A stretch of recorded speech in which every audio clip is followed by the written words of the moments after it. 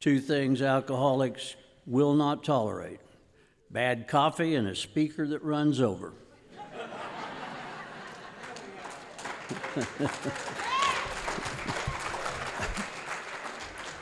Hello, Kansas. I'm Ben Buckland. I'm an alcoholic.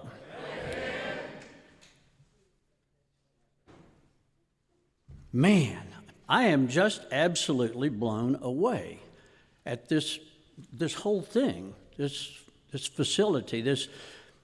When we started Citywide in Oklahoma City, it was kind of a wing and a prayer, and it's worked out reasonably well. You know, about the time you think, well, guess we're done, then something happens and we're not quite done, and so on. So our meeting is the last Saturday of every month.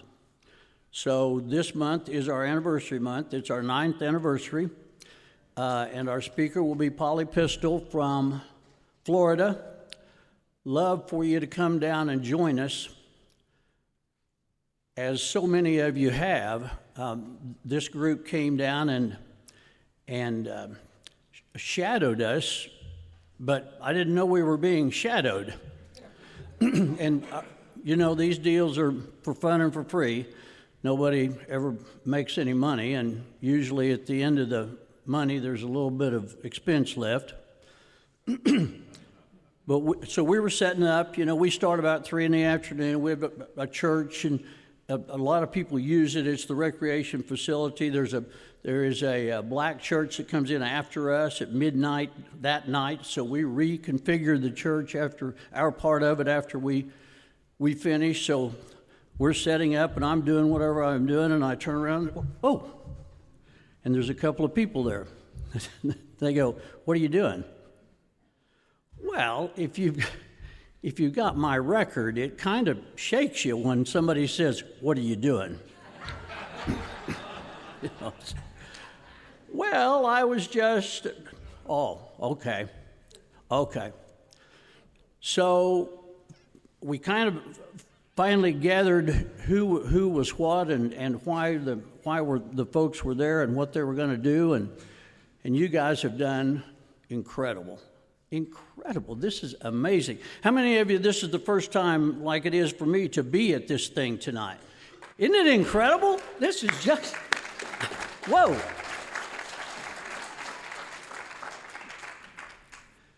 So I love this facility.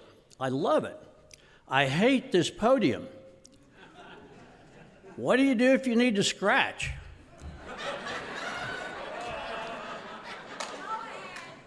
Just go ahead. I was talking to the young man here on the front row and said, "Is this your first meeting?" He said, "No, this is my dad here. Bobby's my dad." And I said, "Well, so you haven't drank enough to join us yet?" "Oh, no.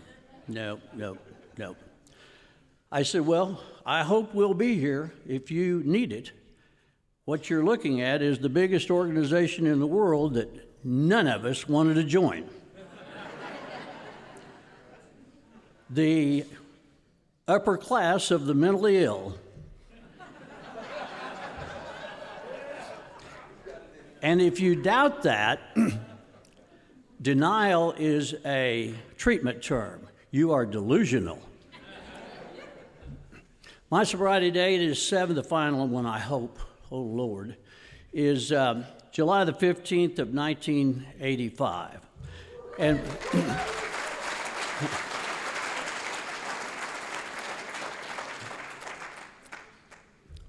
oh, man, his first meeting and being carried out. It happens. I'm told that my dad used to pinch me so that he wouldn't have to listen to the rest of the sermon. How many of you are in the first 90 days of doing this deal, trying to do this deal? Oh, my. Okay. Welcome. Well, Two things have happened here tonight that are going to alter this speech. You know, there are two kinds of speakers, the two kinds that I'm going to tell you, there may be more. There are circuit speakers, and there's not really a circuit, but there are speakers that speak a lot, and so we call them circuit speakers, and generally their speech is pretty much the same thing each time. I brought some tapes tonight, excuse me, microphone. I brought some tapes tonight for Bobby and the committee to be able to listen to, and there's so many wonderful speakers. In fact, I brought a speaker tonight that we had at the state conference in Oklahoma and also at Citywide at another time. I just think the guy's just great. And so I gave the CD to Bobby, and he went, "Oh, this guy's going to be at our state assembly. He's great." Enjoy the CD, bud. So if you get a chance to dial in your assembly, you'll love this guy. Love him. The other kind of speaker is kind of what we are. All of us here, including me, are about to hear this talk for the very first time. And the second thing that might change tonight is there is a person in the audience that I rather wish was not here. And I will tell you, it's not an ex-wife. I've paid out of that deal, thank God. Boy, flashbacks are damaging. Jimmy Jack is here, former delegate of the beautiful state of Arkansas. We don't use last names. Jimmy Jack Bailey is here tonight. And I'm going to tell you that alters my talk, because I now have to tell the truth. And my story's kind of, but we can't jazz it up, and I'll tell you why. On July the 15th of 1985, Evie dumped me off at the front door of Valley Hope in Cushing, Oklahoma, and drove away. I ended up in what we lovingly started calling, and still do, the drunk tank. It's a room behind the nurses for people that they think are going to fall off the edge of the earth any minute. So I'm in the drunk tank. On the 16th, I'm still there. And they bring this guy in. There's 2 twin beds in the drunk tank at that time. They bring this guy in. I don't know if any of you are Waylon Jennings fans. May God rest his soul. But he has an album. Yeah, let's hear it for Waylon. Why not? He has an album where all you can see of his face is right here. The rest of it is hair, beard. That's exactly what this guy looked like. And they dropped Jimmy Jack Bailey into the drunk tank with me. At that night, I was having, I don't know how you were when you got to treatment, but I'd been taking a fair amount of pharmaceuticals just so that if I took a shower, which was rare, the water wouldn't beat me to death. So I was detoxing from a bunch of stuff, and late that night, there's a word for this, and I can never remember what it is, but it's when the muscles in your body just take turns cramping. And when one stops, the other starts. You see a lot of meth people when they're doing this. That's kind of... Well, that made you sit up straight, didn't you? Whoa! I'm not doing anything. And I am flopping around in there like a fish out of water. I mean, it was serious. Sometime during the night, I crawled over to the other bed, and Jimmy Jack was in the other bed, and I crawled over there, and I reached across his chest, and I shook him, and I said, Jimmy Jack, "Wake up, man. I think I'm going to die." And he said, "Well, I'll guarantee you one thing, you son of a bitch. You wake me up again, I promise you'll die." And that's the relationship that we started. And we've had it ever since. When we were 6 months sober, Jimmy Jack moved to Altus and became a pillar of the community and called me and he said, "Hey, Ben, you got to be 6 months sober here to come and talk. You and I have been 6 months sober now." So I told him that you'd like to come down and talk. So I gave my first talk when I was 6 months sober. I sobered up in the talk about 5 minutes before the end of the meeting. I told some hilarious stuff that nobody laughed at but me, and I laughed a lot. That was what, 37 years ago? He's never invited me to talk anywhere he's been since then. I think you need to let that go, bud. Just let it go. We'll see how tonight goes. You might be right what you're doing. I know this is not show and tell, but I was listening to, I brought this book for a reason. I was listening to Coach Nick Saban doing a piece about prayer. Coach Saban is recently retired from coaching Alabama this time. And he was talking about prayer, and he said, there are two types of prayer. There is a prayer to be served and a prayer to serve. And we continually get them mixed up. Our ball players continually, our coaches continually, "Please let us win. Please help me not to get hurt. Please get this big guy out of my way. Please." When we learn to pray, to serve, and he's saying this stuff, and it's just, when you've heard something or read it in our literature and it's rattling around, you go, I know. So this afternoon, I remembered. So I marked it, and it's in the book Alcoholics Anonymous Comes of Age, A Brief History of AA. It is conference approved. Not that would make an awful lot of difference, but it is. And it's on page 265. Real prayer is not telling God what we want. It is putting ourselves at His disposal so He can tell us what He wants. Prayer is not trying to get God to change His will. It is trying to find out what His will is, to align ourselves and realign ourselves with His purpose for the world and for us. That's why it is so important for us to listen as well as talk when we pray.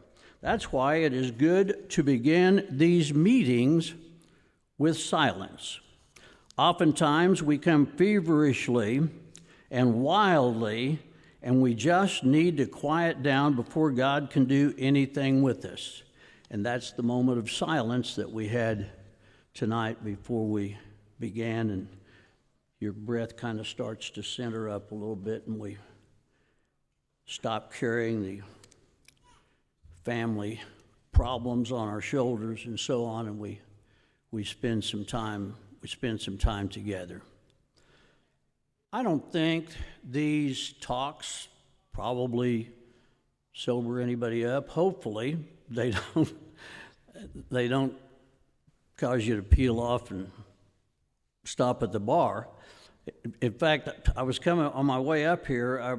Jessica, we're all something, and she's the hostess of the speaker.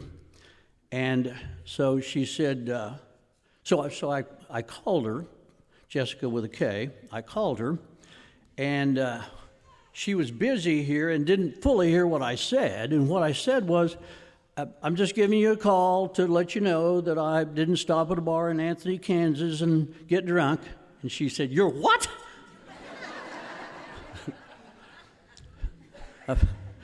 Apparently, having misheard, it's not something that a speaker chair wants to hear, that the guy's peeled off and is in Anthony, Kansas. So I read a little bit, and the reason is when I was first speaking, getting to speak, one of our members moved to Dallas, and I had about 2 years sober, and he invited me down to talk, and so I was telling my sponsor, Johnny Owens, may God rest his soul, the finest sponsor that's ever been, I was asking permission if I could go speak. I was really kind of telling him, aren't I pretty cool? And he said, yeah, Ben, he said, that'd be good. Go on down there, but there's one thing I want you to do, and I want you to do it every time that you speak. And I said, okay, what's that? He said, I want you to read something out of the book. I said, okay, I will. And tonight, I'm going to read, this book doesn't count, this one does. On page 76 of the big print, thank you, sweetheart, for giving me that. We have emphasized willingness, step 6, we've emphasized willingness as being indispensable. Are we now ready to let God remove from us all the things which we have admitted are objectionable? Can he now take them all, every one? If we still cling to something, we will not let go. We ask we ask God to help us be willing. So that's step 6, and we'll come back to it for a while. After, I don't know, a few years, I said to Johnny, hey, I'm reading something out of the book every time, but why'd you tell me to do that? And he said, well, Ben, the way you roll, that might be the only real AA these people get all hour. So I was born on a farm or a ranch, whichever you consider the most glamorous. Probably pretty tough to find anybody in Sedgwick County that thinks a farm or a ranch is very glamorous. Up in northwest Oklahoma, and in fact, I've moved back up there. I've spent the last 50 years in bumming around being a migrant radio guy. Being in radio is kind of like being a migrant beet farmer. You start getting fired the day you get hired, and then you kind of move on. My dad, I came from a kind of a conflicted family in that my mother was the most incredible human being that's ever been placed on the face of the earth, ever. And my dad, he was a great athlete. He was a war hero when it was cool to be a war hero. He landed on Normandy Beach. We buried him a few years ago with a whole bunch of athletic medals and 5 Bronze Stars. My son is recently medically retired from the military. He was going to be a lifer. He did 2 tours in Iraq and 1 in Afghanistan. He got hurt really bad 2 places, Iraq and Afghanistan. We take care of all of our lesser soldiers. I mean, if you're a general, you go to Washington, D.C., soldiers, everything is taken care of at Fort Sam Houston in San Antonio. So my son went there, and for a year he had a surgery every 2 months, and they did the psychologicals on him, and after a year they said, we can't return you to duty, so they medically retired him. What he is being treated for is the same stuff my dad was not being treated for. They just didn't have any names for that stuff. It was big boys don't cry, grab a hold of your boots, pull yourself up, get yourself together, let's get this done. And my dad was crazy. I mean, crazy. And his idea of raising kids, there was me and my little brother, 5 years younger than me. If it moves, hit it. And when I was like 14 or 15, he was going to spank me again for something. I said, you can't spank me. I'm grown. He said, okay. Then we will fist fight and settle our differences, which we did. I don't totally recall, but I think I was 0-8, somewhere around there. And I had just gotten a beating, and I'd had enough. And we come from a little railroad town, and I don't know where I was going. I think I was going to Woodward, which was 66 miles this way. we were going really fast through Woodward, and we went to Dallas. So I'm in Dallas, Texas. I'm 15 years old. And I'm in downtown Dallas. I wouldn't recommend it probably today, but it seemed like an okay deal at the time. And I ran into these two guys. I mean, they were together. They were 16. It was unusual for people to be divorced then. They were from divorced families, and it was really unusual for the fathers to have custody. The fathers had custody. They had put these boys in military school. The boys had just had their sabers broken by their commander. That's a bad thing. And had been thrown out of military school. Now, it's the Vietnam War, and they're putting, out at Texas Instruments, they're putting electronics and radars in these Hueys, sending them to Vietnam. They're shooting them down like ducks.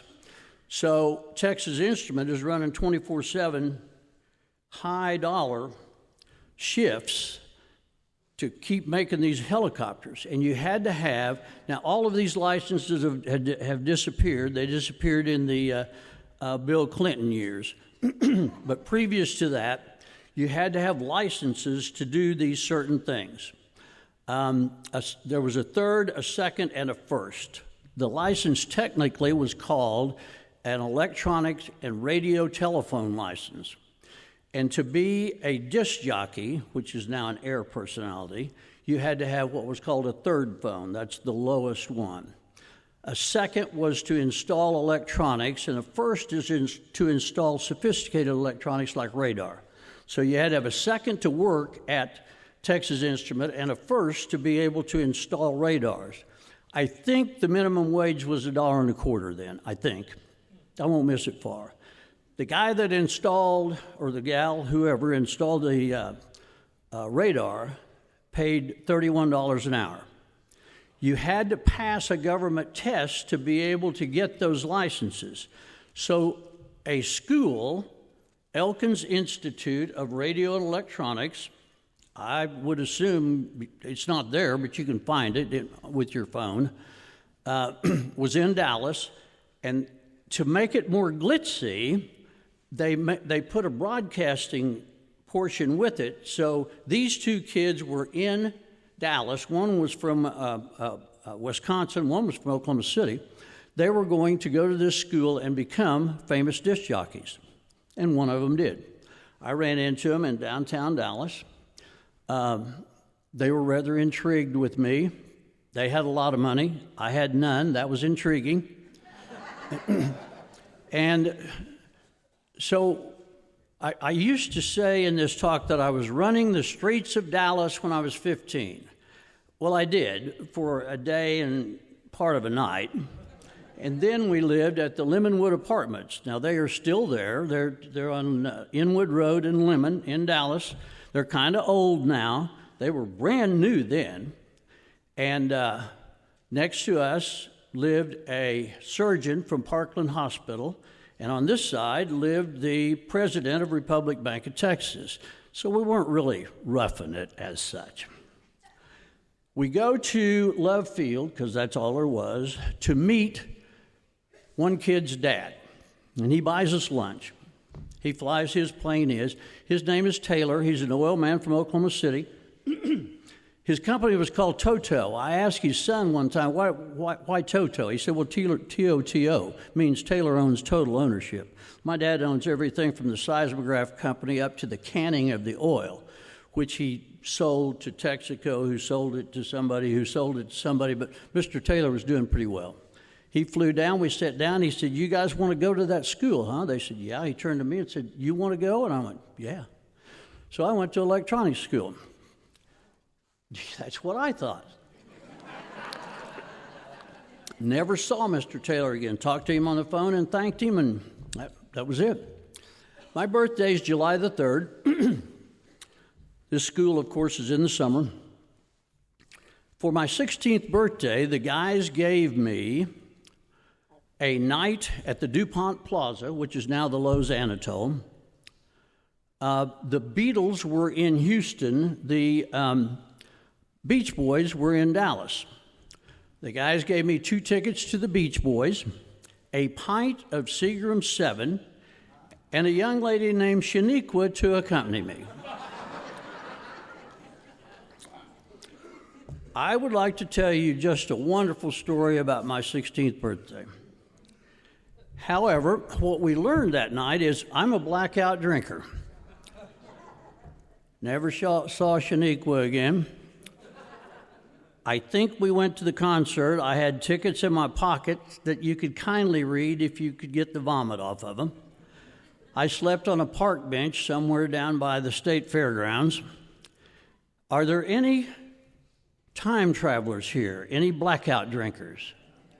Isn't it just a way to spend a week or so when you intended to spend 2 hours? I mean, there's nothing like stopping to get a drink with the boys on Wednesday and rolling over in bed on Monday to grab the phone book to figure out where in the hell are we. And then I didn't know this. I read this in the grapevine. I've always thought that if you were if you blacked out, that you could recreate that stuff. I didn't know that when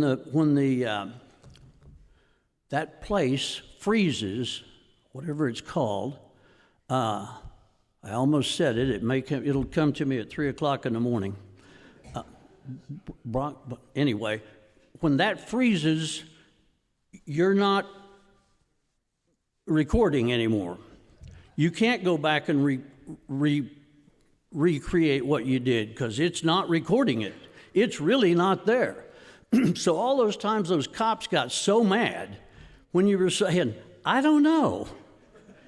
You're really right. You don't know. But you do know that it's really embarrassing kind of and troubling when you come out of a blackout and in a crowd circled by cops and kind of wondering who was talking and what the subject was.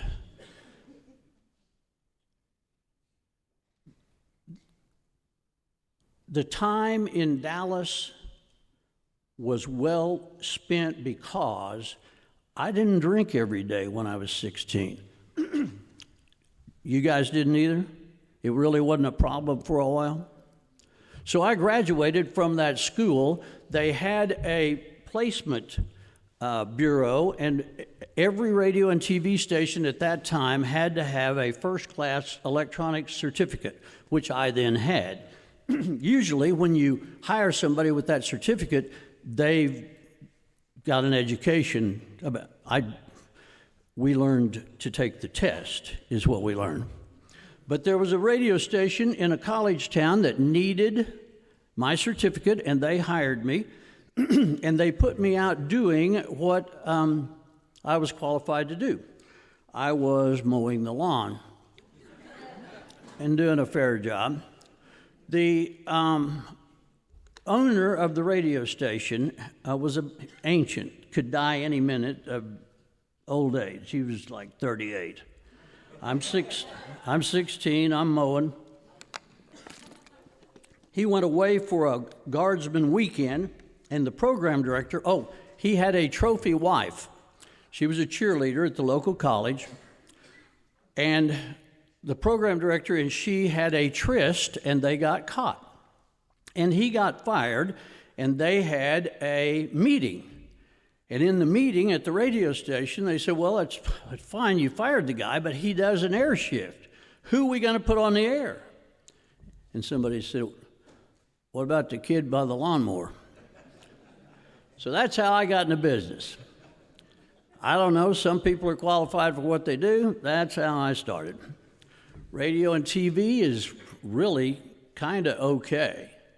You will never go to a press conference, unless it's the Seventh-day Adventist, maybe, I don't know, that there's not a bar. And I've heard that some of those disc jockey people will dabble in narcotics, or used to. I don't know. That's just what I've heard. It was going reasonably well. I got married, had a couple of kids, made some money, was the vice president of a locally owned broadcasting company in Oklahoma City. We bought a big boat down at Grand Lake, moved it up to Lake Eufaula to be closer. My little brother, 5 years younger than me, was flying AWACS out of Moffett Air Force Base, right beside Des Moines, and he was married. His first son he had seen born. His second son was 3 or 4 months old, and he had not seen him born because AWACS is a secret deal, and he was deployed, and you can't know where they're going or when they're coming back or anything, and he had not seen his son born. His anniversary was August the 16th, and they were coming to my parents' farm, where I live now in northwest Oklahoma, so that my parents could see the 2 little babies. And I had a new house and a new car and a new everything in Oklahoma City.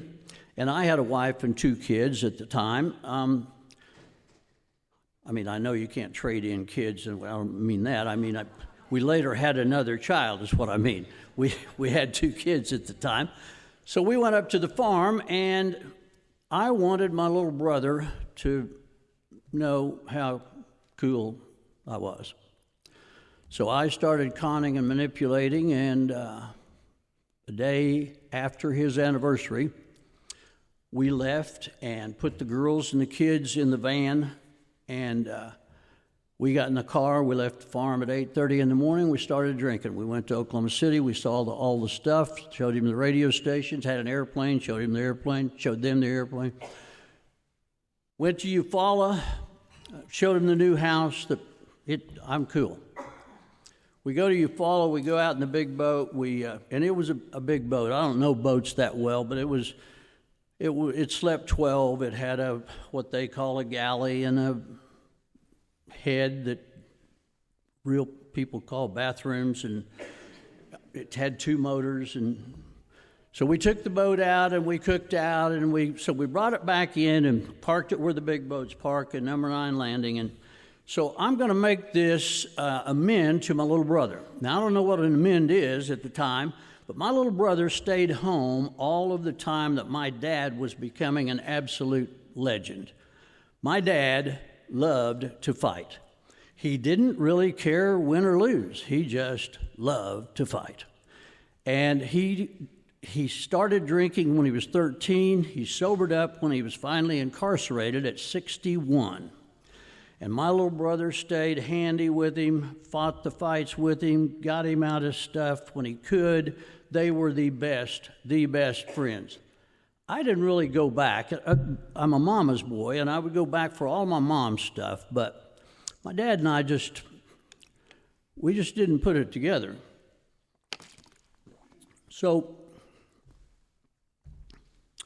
I'm going to make an amend to my little brother and tell him that I was a bad son, bad brother. You did the great stuff. You're so good.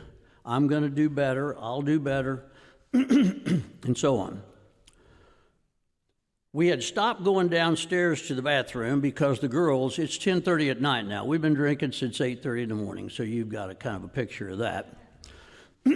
So we're up on the sun deck, so we're jumping off when we got to go to the bathroom, going into the darkness of where the boats are parked. The lights don't penetrate everywhere. Find a dark place, so on. So I said, Bud, there's something I need to tell you. He said, if you're going to do one of your sermons, I got to go to the bathroom.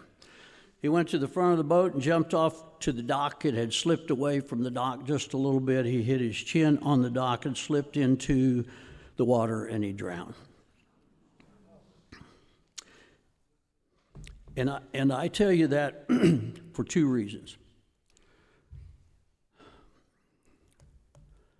I didn't know what a 9th step was at the time. I had not tried Alcoholics Anonymous at all. But you do. And you're young in the program. You've not worked a 9th step yet. If you're old in the program, maybe you have. My kind of thinking on the 9th step when I got to it was, yeah, there's some I'd really like to apologize to. That'd be cool. And then, I don't know. And then when hell freezes over, here's what I'm going to say to you. if you owe an amend and you can make an amend to a living, breathing person, even if it doesn't go as well as you'd sure like it to go, get that sucker done. Or get ready for a whole lot of counseling and a whole lot of sponsorship and some God boxes and sitting beside the grave. Now, where I am now at the farm, it's a family. The cemetery is a family cemetery. So I talk to my little brother a lot and always have. That's not the best way to do that. The other reason that I tell this to you is because I told you my dad sobered up when he was 61 and was incarcerated. At that time, the time of my little brother's death, and my little brother was my dad's best friend. At that time, my dad had 1 year of sobriety in Alcoholics Anonymous. He got sober, incarcerated, and stayed sober. When my little brother died,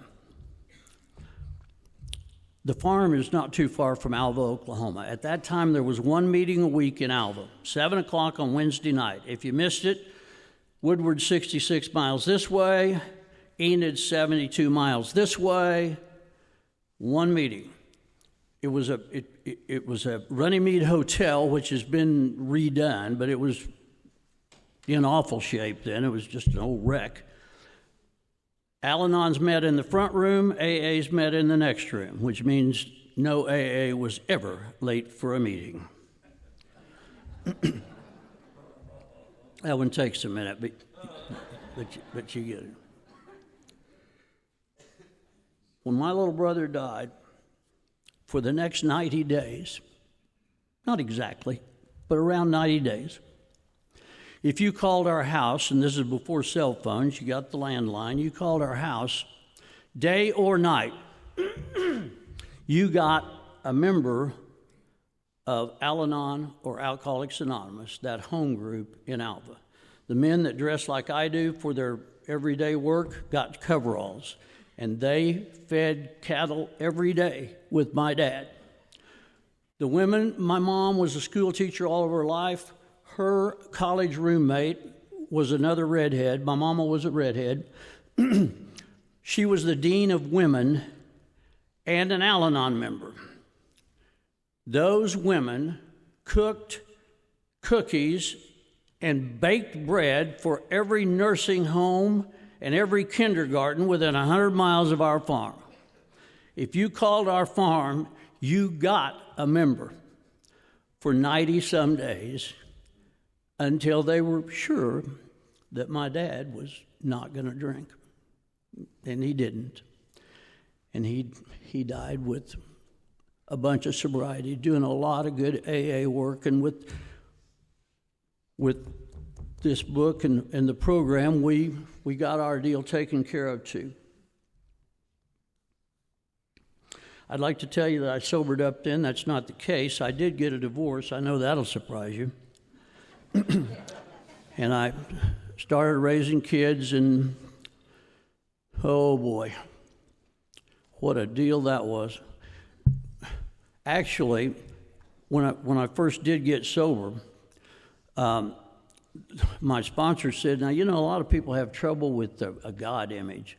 And it occurred to me that I really didn't because my little kids gave me a really good gift there. My two little ones were in a crib. My oldest, I have two girls and a boy. My son, the Army veteran, was just months old. My redhead was 17 months old. And then my blonde was 5 years old. So little kids, little babies need their mama. I mean, and they do not need the local neighborhood idiot, I promise you, but that's what they got. And they do that mob violence thing. I don't know if you've been a part of it, but Jiminy. Put them in the crib, and they start to scream. And pretty soon, you're pretty sure the Mormon Tabernacle Choir is right here close. There's sounds coming from everywhere. And they can get the volume up, and then they turn purple, and then they stop getting air. And it is awful. I would put a head here and a butt here, and a head here and a butt here, and I'd carry them to the house and sing, which is probably child abuse, but it's the only thing I had going, and they would start to kind of come down a little bit, and then pretty soon it would be that, and pretty soon then their heartbeats would kind of start to come into like mine, and then I'd put them across my stomach and lay down in between their cribs, and our heartbeats would all be the same, and our breathing would all be the same. And when Johnny asked me about, did I have a problem with God? I mean, if a being like me can give complete security and safety to two little beings, what could God give me if I would quit being the wise ass and quit pushing and just lean in and just let it be a part? Let me be a small part. And that has been, that is so precious to me. But first we had to get to the first step. So this guy comes in 12 steps, me at my big house in Nichols Hills in Oklahoma City, and he goes, Ben, we're going to make a list here. If you don't quit drinking and drugging, we got 17 things on this list. My little kids are looking out the front door and so on. He says, if you don't quit drinking and drugging, you're going to lose everything on this list. I want you to try this Alcoholics Anonymous thing. So I came to Alcoholics Anonymous. I looked at the steps on the wall, and they very clearly said, due to a series of mistakes and misunderstandings and having to deal with sons of bitches like you, I drink a lot, use a copious amount of drugs, so what? Obviously, I have some relationship difficulties. I am terribly underfinanced, and I suffer from a complex set of social issues which I shall help you discuss in your meetings. And that was my foundation for step one. I realized right off that you guys, how do you sit through those things? Gee-miny. But if you take a yellow or a blue, sometimes two blues, or maybe, I don't know how you are, but when I ingest narcotics, I can no longer tell time. I mean, you give me an opiate, and I'll swear to God in 10 minutes that I haven't had an opiate. And it is time. So I'm sitting through those meetings, and you guys are really not shooting your best shot. I mean, it's not all that interesting. I'm there for the early bird because we've been at Denny's all night drinking coffee.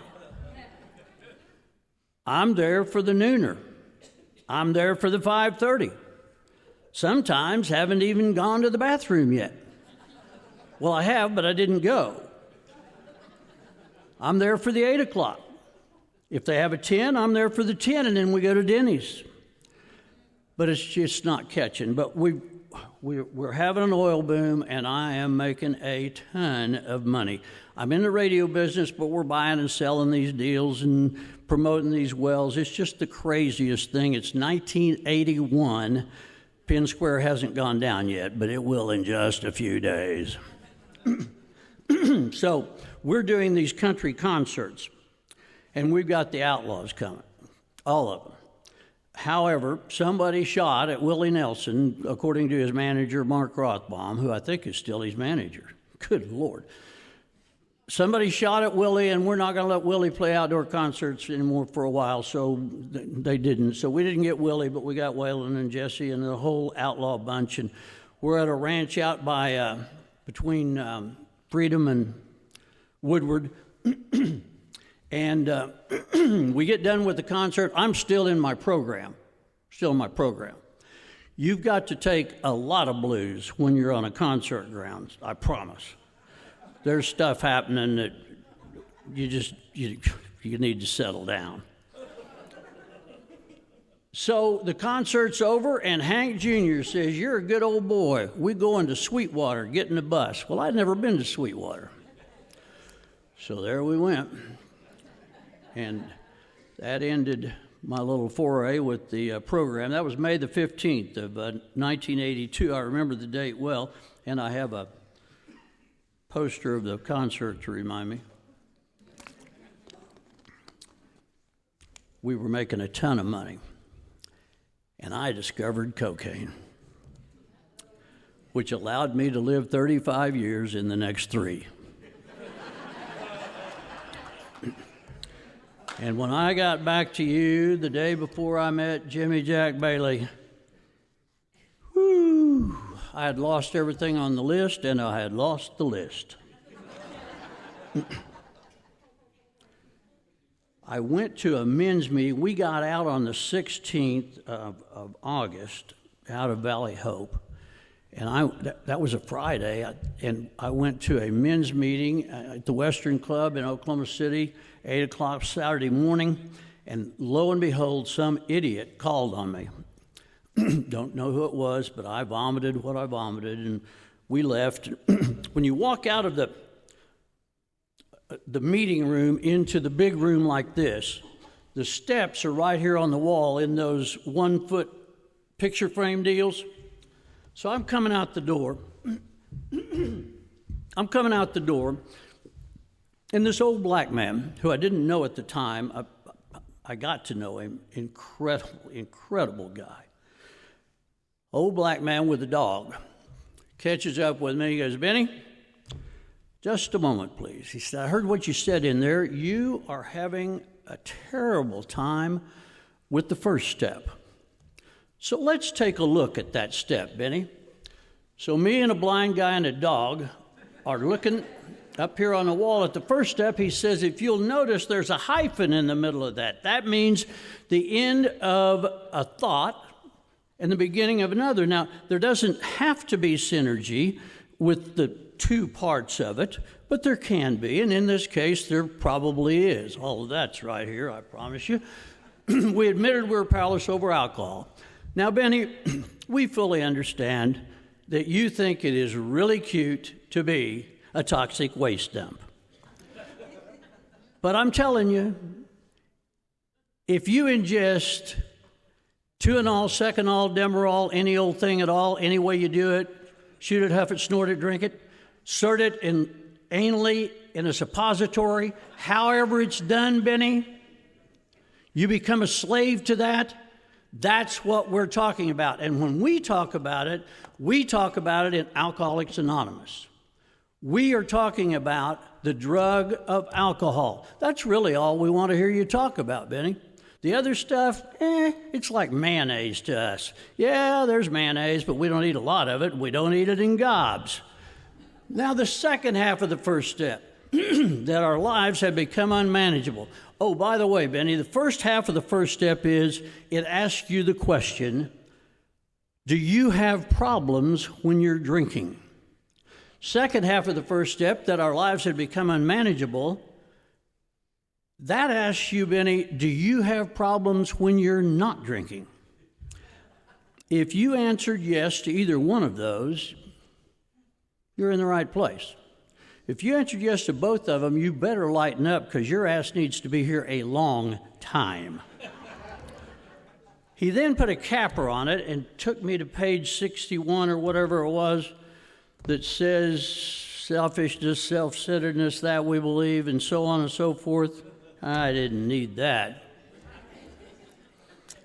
And he then said, "You know, Benny, you're not much, but you're all you think about." And that's the problem that you got to live with. We'll help you if you don't piss us off. And he took the dog and he left.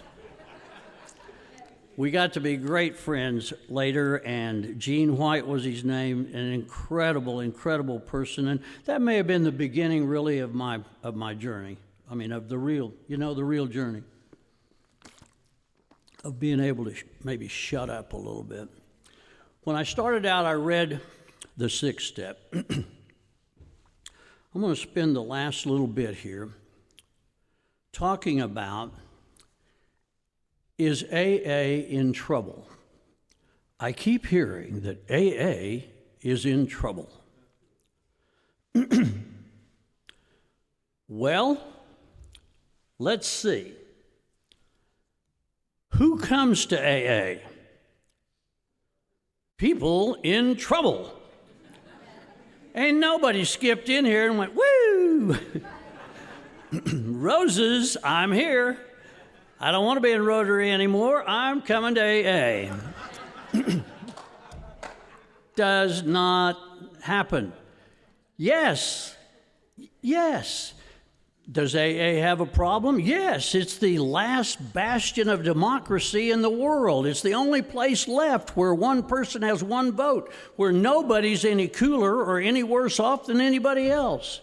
It doesn't make any difference how much sobriety you have or how much we have, how much I have. It's the quality of the thing. It's what we're doing. It's the stuff that counts. Yeah, AA's in trouble. And the first time you read about it, Bill writes about it in his book I don't know the page number, but what he says is, yeah, we have problems. I read you step 6, and with step 7, we can become weller than well. We can become so much better than when we came in here, and most of us will be on certain days. There are those days, But here's what I liken it to, and everybody has their own way of going about it. I'm a hockey guy. This is a hockey necktie. I've been in hockey all of my life, either playing it or being in the business of it or announcing it. So I'll give you just a little brief spin on hockey here. Hockey is a continual sport. The action never stops. The players change on the go. A hockey shift, when I go out to work my shift, a hockey shift is figured how long can you sprint as hard as you can sprint. And usually with a trained athlete, that's 35 to 45 seconds. So you go out, you go as hard as you can go for your time on the ice, then you come off, another guy goes on, and you do that continually through the night. That's the way the process works. How does that go? Bless you, my child. How does that pertain to AA? Well, here's what we tell hockey players. Win your shift. Nothing else, just win your shift. 35 seconds. Can you do 35 seconds as hard as you can go, the best you can play for 35 seconds? Can you do that? Win your shift. If you win your shift, we got a chance to win this game. If we win this game, we have a chance to get in the playoffs. If we get in the playoffs, we have a chance to win a championship. But nobody walks in a room and goes, I'm here to win a championship. You're there to win your shift. We're here one day at a time. Of all of the stuff that has been said that you just wanted to reach out and choke them, when the old guy said, well, I'll tell you how I got here. Yep, didn't drink, haven't died.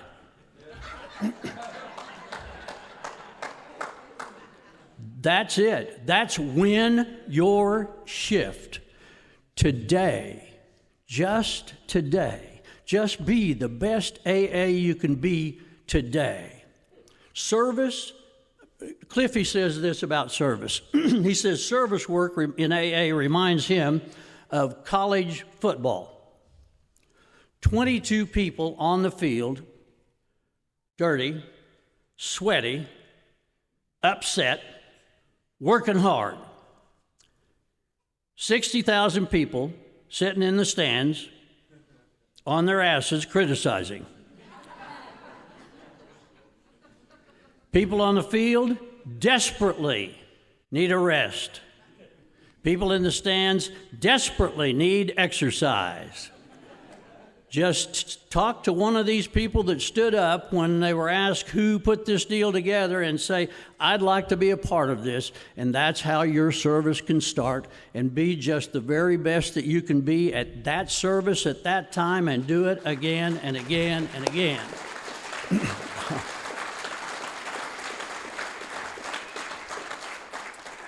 We have our traditions to keep us out of unnecessary conflicts. We have our concepts to help us deal with necessary conflicts. We have our steps for us every day. And I will close with the old bricklayer from Oklahoma, Otis Dimmick. I think he was a delegate in panel 34. I was in panel 67 in 2017, so that's how far back Otis was. His goal in life in the program is he wanted to be sober 50 years. He was sober 50 years and 1 day. Called the necessary people around on day 50 and said, I'll see you. And at his funeral, and I will close with this. I'm looking at the order of events, the program, funeral program. And I see on the back page there's just this one little line. So I get my glasses out, and I'll close with Otis's last line. First, I want to tell you that I love you. This whole experience, this whole thing is incredible. Incredible. Grab somebody and come back in a month. You'll have this thing overflowing. It's just the greatest thing in the world. And it is a little bit of a social thing, but good. Meet your friends right here once a month and catch up, And one other thing, be nice to Jimmy Jack tonight. God almighty. He's going to be all over me so bad. But that's what you said to me, man. That's what you said. Here's what Otis's one line was. The elevator to recovery does not work. Take the steps. Thank you.